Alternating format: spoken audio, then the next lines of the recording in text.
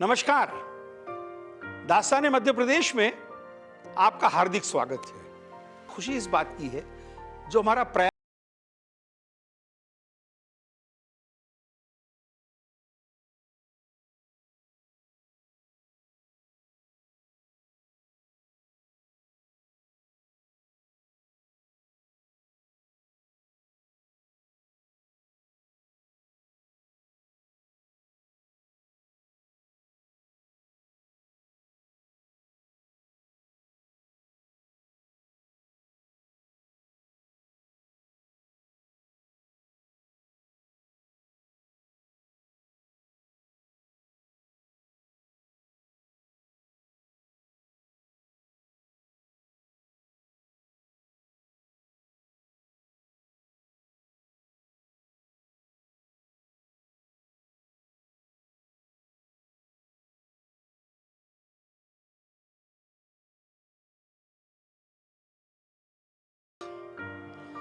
असली में रियासतें 40 थीं जो अंग्रेजों के आने से पहले थीं, पर ये छोटी रियासतें जो थीं इनको बनाने में अंग्रेजों ने बहुत ही कूटनीति अपनाई और उन लोगों को नवाब बना दिया जिन्होंने इनका साथ दिया।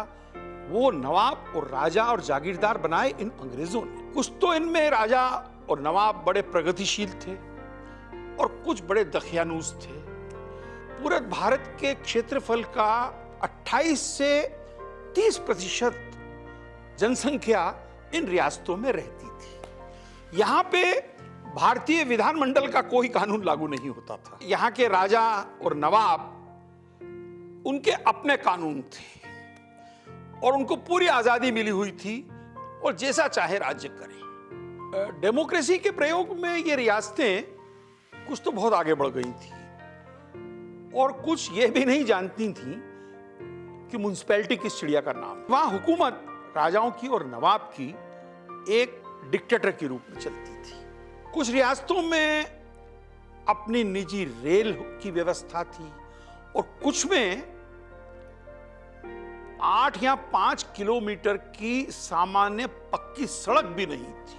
अस्पताल नहीं था और ना ही दवाखाना। हालांकि रियासतें जिनको संसार का सबसे विचित्र काल गणना का अंग कहा जा सकता है, अब लुप्त हो चुकी हैं, परंतु उनके इतिहास और उनके हास्यास्पद जीवन और सनकों की झलकियां बड़ी ही मनोरंजक हैं। इससे भी अधिक मनोरंजक थी उनकी प्रतिष्ठा, उपाधियां। हिमालय से लेकर दक्षिण के सुदूर सागर तक हर एक रियासत की अंदरूनी तरक्की में अद्भुत अंतर था कि जैसे मैसूर, त्रावणकोर, कोचीन और बड़ौदा इन रियासतों में बहुत हद तक किसी रूप में प्रतिनिधि सरकार थी। साक्षरता का स्तर भी बहुत ऊंचा था और तुलनात्मक दृष्टि से आधुनिक तथा कुशल शासक व्यवस्था भी थी। परंतु भारत की पश्चिमी उत्तर सीमा पर हूंज और नागर जैसी रियासतों में, जहां पर राजस्व सिक्कों से नहीं बल्कि वस्तुओं से चुकाया जाता था, आपको पैसे नहीं देने पड़ते थे, सामान देना पड़ता था। राजाओं के अधिकार क्षेत्र सारे भारत में फैले हुए थे।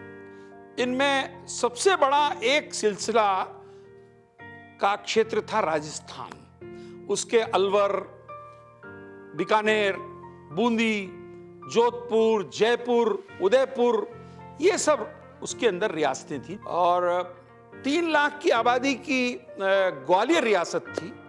मध्य भारत में इंदौर, ओरछा, रीवा के अलावा कुछ अन्य रियासतें भी थी।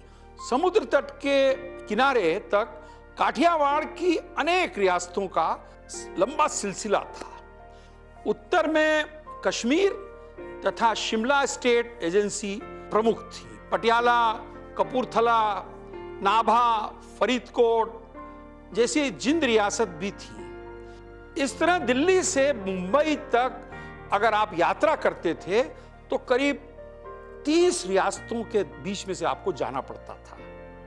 अनेक ऐसे राजा भी थे जो अपने आप को देवी देवताओं के वंशज मानते थे और सबके सब अपनी वंश परंपरा, कुल की श्रेष्ठता का और बखान करते थे। भोपाल मध्य भारत की एक मुसलमानी रियासत थी जो भारतीय मुसलमानों की रियासतों में दूसरे नंबर पर थी। पहले नंबर पर हैदराबाद रियासत थी।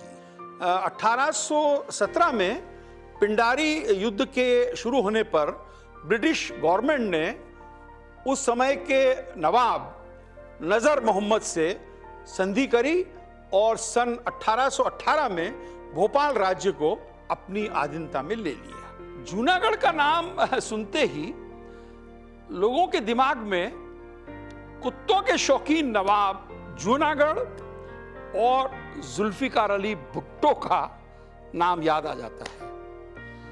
जूनागढ़ का इतिहास भी उतना ही रोमांचक, रहस्यों भरा, कथाओं से भरा पड़ा है।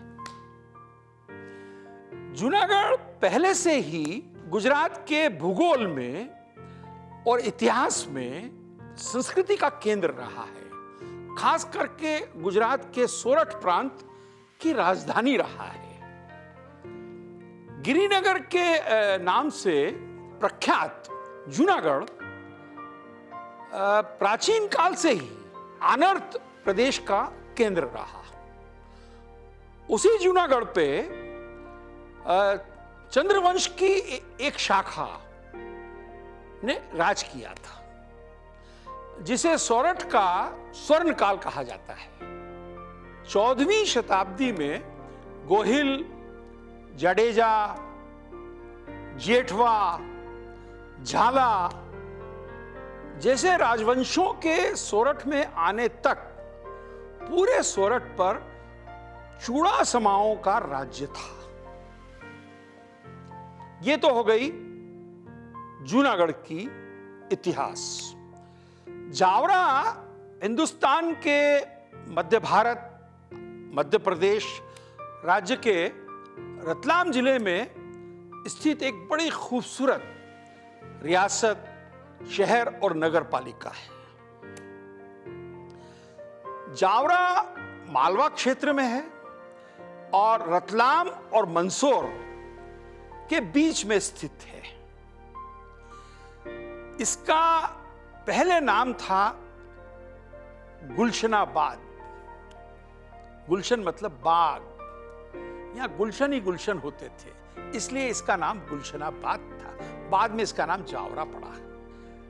इस रियासत की स्थापना एक अफगान मूल के अब्दुल गफूर खां साहब ने की थी। वो पिंडारी नेता अमीर खां की सेना का एक घुड़सवार होते थे और बाद में उन्होंने होलकर रियासत इंदौर के अंदर भी महाराजाओं के सेनापति का काम किया। उत्तरी मालवा में राजपूत प्रदेशों की भूमि पर कब्जा करके उन्होंने काफी जमीन हथियाई। पर जब सेलाना के राजा लक्ष्मण सिंह जी द्वारा उन्हें पराजित किया गया, तब उन्होंने वादा किया स्थानीय राजपूतों को अब परेशान नहीं करेंगे। अंग्रेजों ने वफादारी की खुशी में उनको ये रियासत का नवाब बना दिया।